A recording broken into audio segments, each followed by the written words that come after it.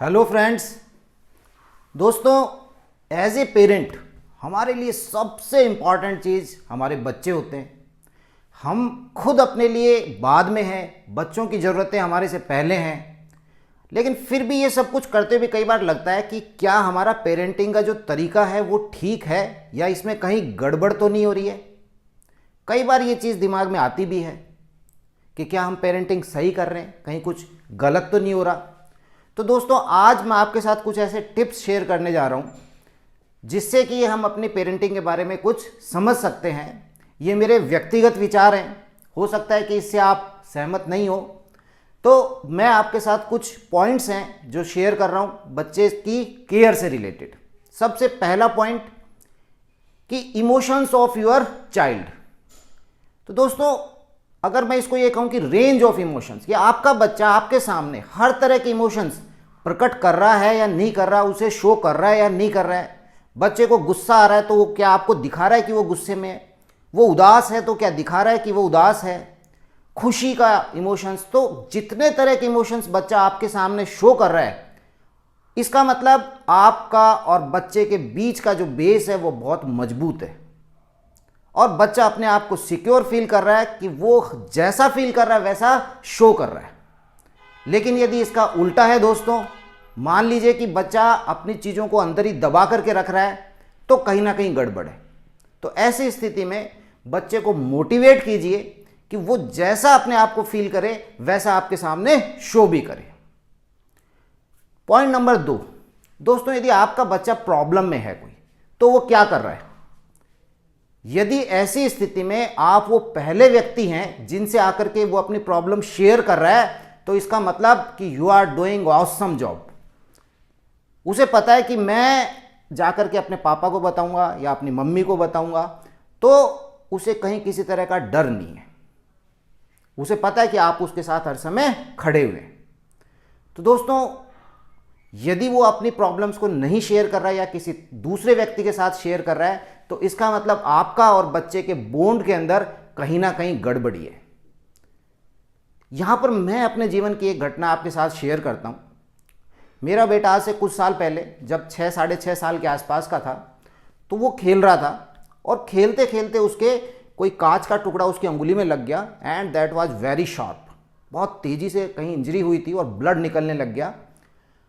और उसने पहले अपने बाथरूम में जाकर के नल के नीचे धोने लग गया, उसे दबाने की भी कोशिश करी, लेकिन इंजरी ज़्यादा थी और वो भाग करके ऊपर छत पे चला गया। मेरे घर में कंस्ट्रक्शन का काम चल रहा था, किसी वर्कर ने उसको देख लिया था ऐसे करते हुए, और वो ब्लड स्पॉट के थ्रू हमने देखा कि वो गया कहाँ पर है। तो ऊपर जाकर के वो कहीं टंकी में फिर वहाँ पर कुछ धोने की कोशिश कर रहा था। तब हमने उसको समझाया कि बेटा, कभी कोई इंजरी भी हो जाए, कई बार पेरेंट्स को लगता है कि यार तुमने ये चोट कैसे लगवा ली, ऐसे बोलते हैं हम बच्चे को, क्यों लगवा ली, तू खेलता रहता है। तो ऐसी स्थिति में बच्चा फिर उसको छुपाता है कि मुझे इंजरी हो गई है, मैं नहीं बताऊंगा, मैं अपने लेवल पर इसे ठीक करता हूँ। पर यहाँ बहुत बड़ी गड़बड़ हो सकती थी, बहुत ज़्यादा ब्लड लॉस भी हो सकता था। फिर हमने उसे समझाया। आज इस घटना को कई साल बीत चुके हैं, तब से लेकर के आज तक मुझे नहीं लगा कि उसने कभी कोई चीज़ छुपाई होगी। तो दोस्तों, यदि प्रॉब्लम में है बच्चा, तो आप पहले व्यक्ति होने चाहिए जिसके साथ कि वो प्रॉब्लम शेयर करें। Number 3, role model. देखिए दोस्तों, बच्चे के लिए रोल मॉडल कौन है? आप हैं। पेरेंट्स ही उसके सबसे बड़े रोल मॉडल हैं। आप कैसे खाते हैं, आप अपने न्यूट्रिशन का कैसे ध्यान रखते हैं, आपका खाना पीना वो देख रहा है, उसे ही एक्सेप्ट करेगा। आपका फिटनेस लेवल देख रहा है, आप एक्सरसाइज के ऊपर ध्यान देते हैं या नहीं देते हैं, आप कैसे बोलते हैं, कैसे चलते हैं, किस भाषा का यूज करते हैं। बच्चे के लिए रोल मॉडल आप ही हैं। आप जैसा करेंगे बच्चा उसे देखेगा, वैसा ही सीखेगा और वैसा ही वो अपने आप में करेगा। तो आप रोल मॉडल हैं। आप यदि एक हेल्दी डाइट लेंगे, बच्चा जरूर खाएगा। आप अपने एक्सरसाइज का ध्यान रखेंगे, बच्चा जरूर करेगा। तो ये छोटी छोटी चीज़ें हैं, लेकिन पहले हमें अडॉप्ट करनी होंगी, उसके बाद फिर हम बच्चे से एक्सपेक्ट कर सकते हैं। पॉइंट नंबर 4 कि your interest versus your kid. दोस्तों, कई बार हमारी कुछ इच्छाएं हो सकता है पूरी नहीं हुई हो। कई पेरेंट्स को लगता है कि यार ये काम मेरा बच्चा करेगा, मेरा बेटा करेगा, मेरी बेटी करेगी। तो प्लीज़ ऐसा काम नहीं करें। क्योंकि ऐसी स्थिति में आप याद रखिए कि आपका बच्चा जिस फील्ड में मास्टर होगा वो वही फील्ड होगा जिसमें उसका पर्सनल इंटरेस्ट होगा। कोई भी थोपी हुई चीज़ के अंदर वो ऊपर नहीं जा पाएगा। और यदि वो किसी काम में फेल हो गया है और उस काम के पीछे आपके एम्बिशंस थे तो उसके ऊपर दोहरी मार पड़ेगी। एक तो वो फेल हो गया वो वाली, दूसरा जो आपके एम्बिशंस रहे हैं उसका उसे बहुत दुख होगा। तो ये दोहरी मार बहुत मुश्किल होगी उसके लिए। दोस्तों पॉइंट नंबर 5, क्या कोई बाउंड्रीज सेट करनी चाहिए बच्चों के लिए? तो मेरी ओपिनियन के अंदर डेफिनेटली बाउंड्रीज होनी चाहिए। उनका सोने का एक टाइम होना चाहिए, स्क्रीन टाइम होना चाहिए। और स्क्रीन टाइम पे तो मेरे पास बहुत कमेंट्स आ रहे हैं कि आप लोग पूछ रहे हैं कि स्क्रीन टाइम बच्चे के लिए कितनी एज पर कितना है। मैं ज़रूर इसके ऊपर एक वीडियो लेकर के आऊँगा। और इस पैंडेमिक के अंदर तो हम देख रहे हैं कि स्क्रीन टाइम बहुत ज़्यादा हो गया है, जिसकी वजह से मल्टीपल प्रॉब्लम्स आने लगी हैं। तो ऐसी कुछ बाउंड्रीज, सोने का टाइम है, स्क्रीन टाइम है, आपका लैंग्वेज, बड़ों के लिए रिस्पेक्ट, कुछ ऐसी चीज़ें हैं कि जिनके ऊपर आपको कंट्रोल करना चाहिए और उनकी एक बाउंड्रीज ज़रूर सेट करनी चाहिए। दोस्तों point number 6, thought of the child. कई बार मैं इस चीज़ को महसूस करता हूँ कि ये चीज़ आपके साथ शेयर करूँ। आप लोग ग्रुप में बैठे हैं, फैमिली के साथ बैठे हुए हैं, 5-6 लोग हैं, ज़्यादा लोग हैं, खाने के टाइम पर हो सकता है, टीवी के टाइम हो सकता है। क्या ऐसे टाइम पर बच्चे के दिमाग में जो थॉट्स आ रहे हैं, वो जो कुछ कहना चाह रहा है, वो उसको एक्सप्रेस कर रहा है या नहीं कर रहा? कहीं पहले कभी आपने कुछ ऐसे वर्ड्स या ऐसा सेंटेंस बोल दिया हो जिससे बच्चा अपनी चीज़ को दबा के बैठा हुआ है? अरे ये क्या सवाल पूछ रहे हो, ये कोई सवाल पूछने लायक है? तुम कैसे छोटे छोटे स्टूपिड क्वेश्चन पूछते रहते हो?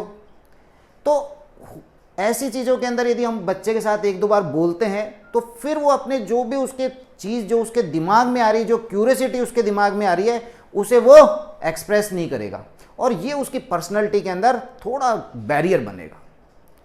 तो दोस्तों बच्चा बिल्कुल फ्री होना चाहिए कि उसे जो उसके मन में आ रहा है, जो ख्याल उसके मन में आ रहा है, उसके दिमाग में आ रहा है, वो उसे एक्सप्रेस कर सके।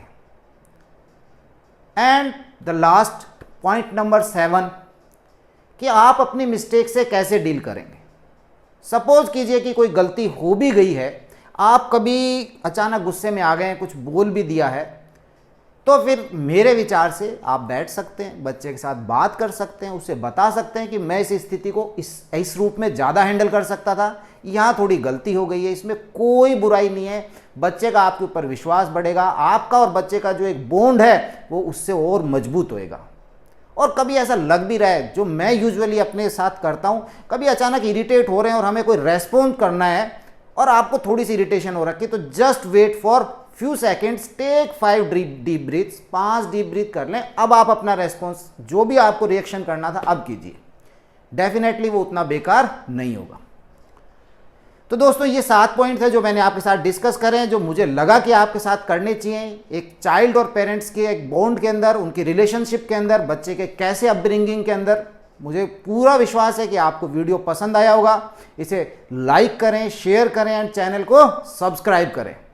दोस्तों नेक्स्ट मेरा जो वीडियो है वो मैं लेकर के आऊँगा कि बच्चे जो हैं यदि इनको ठंड लग जाए, कोल्ड हो जाए, तो हम उसको कैसे डील करें।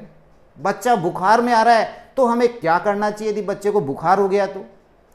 और उसके साथ साथ एक और टॉपिक जो आप सभी की तरफ से आ रहा है कि बच्चों में स्क्रीन टाइम कैसा होना चाहिए, कितना होना चाहिए। ठीक है दोस्तों, अगले वीडियो में फिर मिलते हैं। धन्यवाद।